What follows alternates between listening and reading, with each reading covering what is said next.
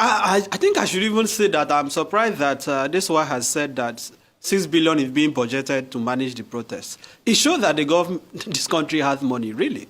Is this, are some people seeing this as an Owambe? What are they budgeting 6 billion for? But regarding your question, the Constitution is very clear, Section 39, that Nigerians have the right to freedom of expression. Section 40 guarantees the constitutional right to association and peaceful assembly. This right is not absolute because under Section 45, there are derogations to this right. For example, for the protection of public order, peace and safety and so on, the right to assemble may be curtailed where there is violence or riot. My concern is that the government is the one that is fueling the perception that this protest is going to be violent. I'm very active on social media. I haven't seen any indication that any person or group of persons are planning to unleash anarchy in the country.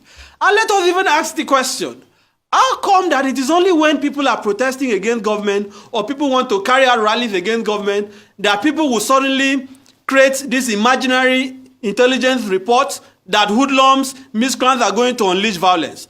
We saw Asari Dokubo leading protests in support of Tinubu during the tribunal. Asari Dokubo, the SSS did not gather any intelligence that hoodlums will hijack it. As a matter of fact, I have also seen groups planning to hold counter rallies and protests in support of the government.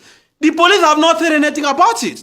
So this impression that some people are planning to burn the country is just fiction.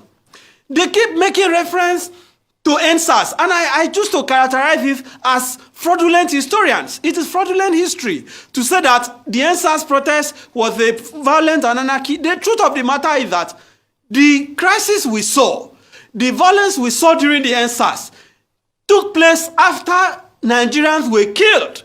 That was what triggered the violence. Even Kenya that they are talking about, until the police opened fire on protesters at the parliament in Kenya, the protest was entirely peaceful.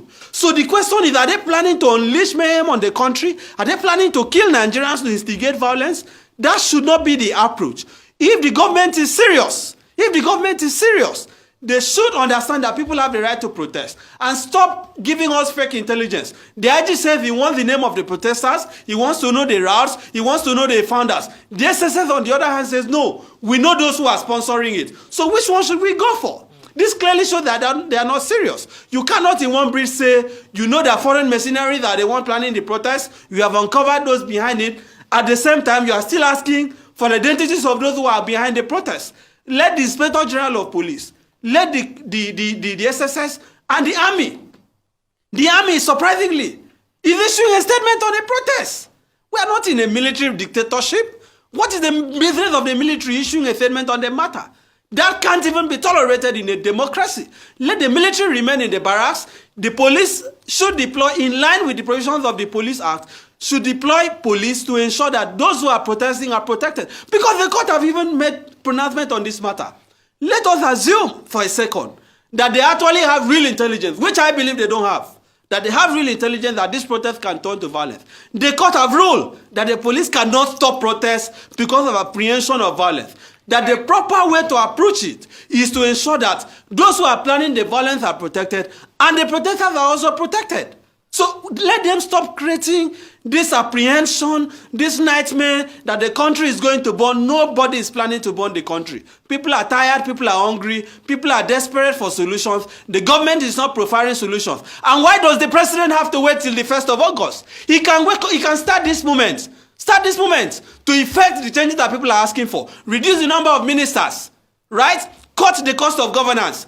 Tell Nigerians you are not going to purchase a new presidential jet with 150 billion.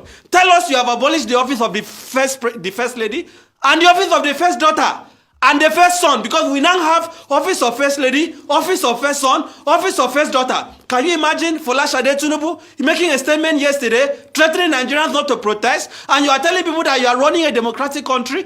Begin to show us that you are serious. Send a bill to the National Assembly before the 1st of August. Make IREV a legal requirement in our election.